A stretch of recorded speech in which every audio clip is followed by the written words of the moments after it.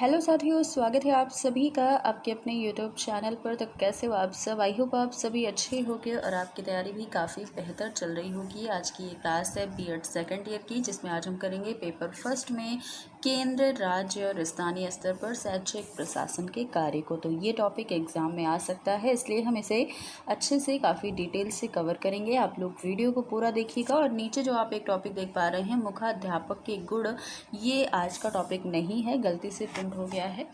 तो ये टॉपिक हमने पहले ही क्लास में कवर कर दिया है। इसके पहले जो क्लास हुई है वो आप देख सकते हैं अगर ये टॉपिक पढ़ना चाहते हैं। तो आज ये जो क्लास है इसमें हम केंद्र, राज्य और स्थानीय स्तर के बारे में बात करेंगे। शैक्षिक प्रशासन के क्या कार्य हैं, या फिर केंद्र सरकार का, राज्य सरकार या स्थानीय स्तर जो है, या फिर लोकल बॉडीज, इन सभी का शिक्षा के क्षेत्र में क्या योगदान रहता है, इनके क्या कार्य रहते हैं शिक्षा के प्रति, ये सारी चीज़ें आज हम जानेंगे।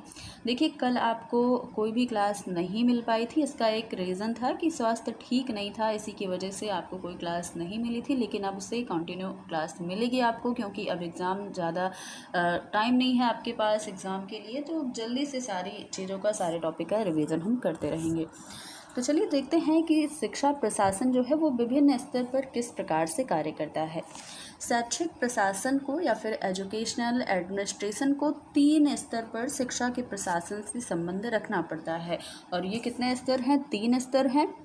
और प्रत्येक स्तर पर उसे अनेक समस्याओं का सामना भी करना पड़ता है। 3 स्तर हैं। पहला केंद्रीय स्तर, दूसरा राज्य स्तर या फिर आप कह सकते हैं सेंट्रल लेवल, स्टेट लेवल और स्थानीय स्तर, जिसे हम लोकल बॉडीज़ के नाम से जानते हैं। तो ये 3 स्तर हैं जिस पर शिक्षा प्रशासन अपना कार्य करता है। तो हमारे देश में शिक्षा या तो सरकार के द्वारा संचालित होती है या फिर निजी संस्थाओं द्वारा। ये तो आप सभी जानते हैं कि शिक्षा जो है वो सरकार के द्वारा संचालित की जाती है, और या फिर सरकार के द्वारा न संचालित होकर, जिसे आप प्राइवेट स्कूल बोलते हैं या फिर प्राइवेट संस्था बोलते हैं, वो निजी संस्थाएं होती हैं।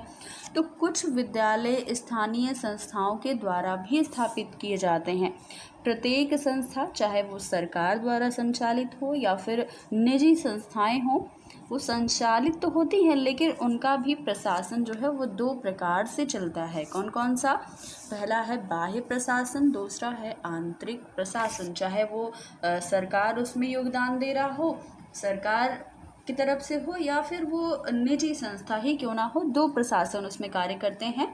पहला बाह्य प्रशासन किस प्रकार से? तो शिक्षा के बाह्य प्रशासन से हमारा तात्पर्य विद्यालय के पार रखे जाने वाले बाह्य नियंत्रण से होता है। यानी कि विद्यालय के बाहर जो ऐसी चीज़ें हैं जो विद्यालय को नियंत्रित करते हैं, इसके लिए शिक्षा विभाग का गठन किया जाता है। और शिक्षा के लिए नियम बनाना, उसकी नीतियां निर्धारित करना, अनिवार्य शिक्षा को लागू करना, पाठ्यक्रम निर्धारित करना, शिक्षकों का वेतन यानी कि जो टीचर को सैलरी दी जाती है, और उनके काम करने की दशाओं को तय करना, ये सारे कार्य शिक्षा विभाग के अंतर्गत आते हैं। तथा विद्यालयों को शिक्षा विभाग के द्वारा निर्धारित नियमों को मानना आवश्यक होता है, जिसे हम बाह्य प्रशासन कहते हैं। जो बाह्य प्रशासन है या शिक्षा विभाग है, ये विद्यालय पर नियंत्रण करता है, चाहे उसमें नीतियां निर्धारित करना हो, कोई नियम बनाना हो विद्यालय के अंदर, तो ये कार्य करता है। जबकि विद्यालय को ये सारी चीज़ें माननी भी पड़ती हैं, भले ही वो निजी संस्था ही क्यों ना हो। अगला है आंतरिक प्रशासन। इसके अंदर क्या आता है? शिक्षा के आंतरिक प्रशासन के अंतर्गत विद्यालय का जो प्रशासनिक स्वरूप है, प्रधानाध्यापक, अध्यापकगण, कर्मचारीगण, छात्रावास, कार्यालय भवन या फिर पुस्तकालय की बात हो, प्रयोगशाला, फर्नीचर, इन सभी की व्यवस्था करना। जो विद्यालय के अंदर जिन चीज़ों की हमें व्यवस्था करनी होती है, समय सारिणी को तैयार करना, टाइम टेबल, पाठ्य सहगामी क्रियाएं, जो को करिकुलर एक्टिविटीज़ होती हैं, ये सारे विषय आ जाते हैं आंतरिक प्रशासन के, जिसकी व्यवस्था करना होता है विद्यालय के अंदर।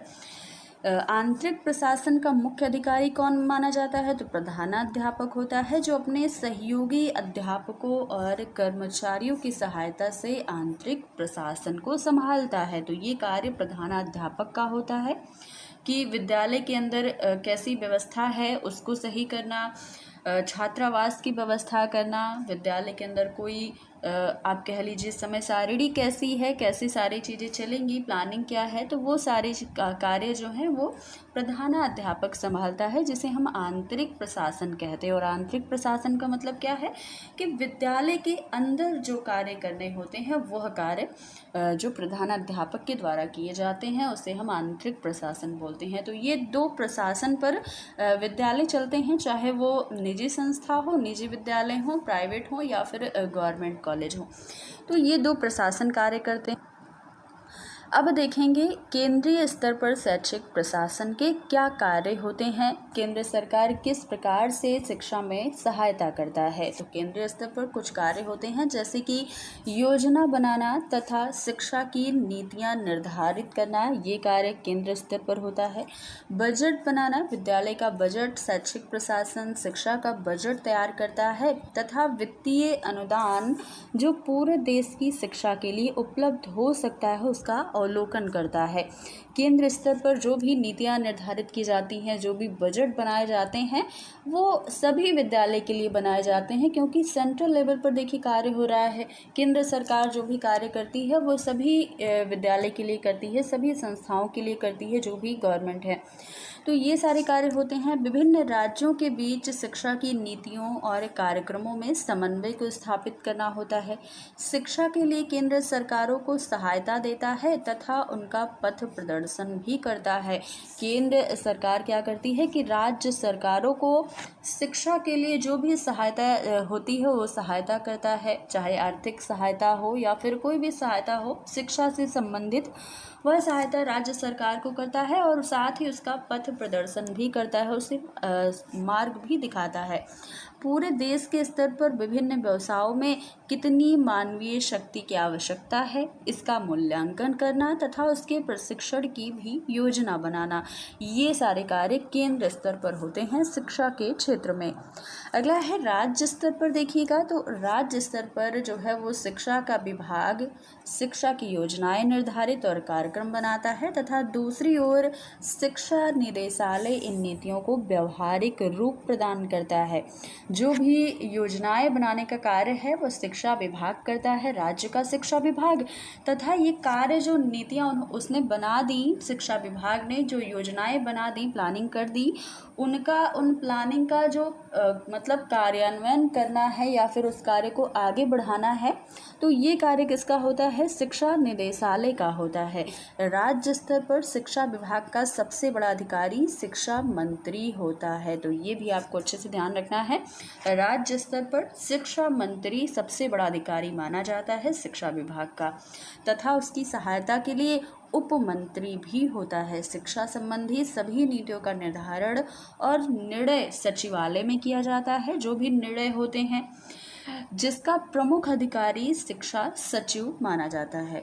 शिक्षा सचिवालय द्वारा निर्धारित नीतियां, योजनाएं और कार्यक्रम को राज्य में क्रियान्वित करने का कार्य शिक्षा निदेशालय का ही होता है, कि जो भी कार्य किए जाएंगे उसको एक गति प्रदान करना शिक्षा निदेशालय का कार्य होता है। ये राज्य और शिक्षण संस्थाओं के बीच एक कड़ी का काम करता है या फिर एक चैन का काम करता है, जो आपस में इन दोनों को बांधता है। राज्य और जो भी शिक्षण संस्थाएं हैं उनको आपस में संबंध रखने के लिए, आपस में बांधने का कार्य कौन करता है, शिक्षा निदेशालय।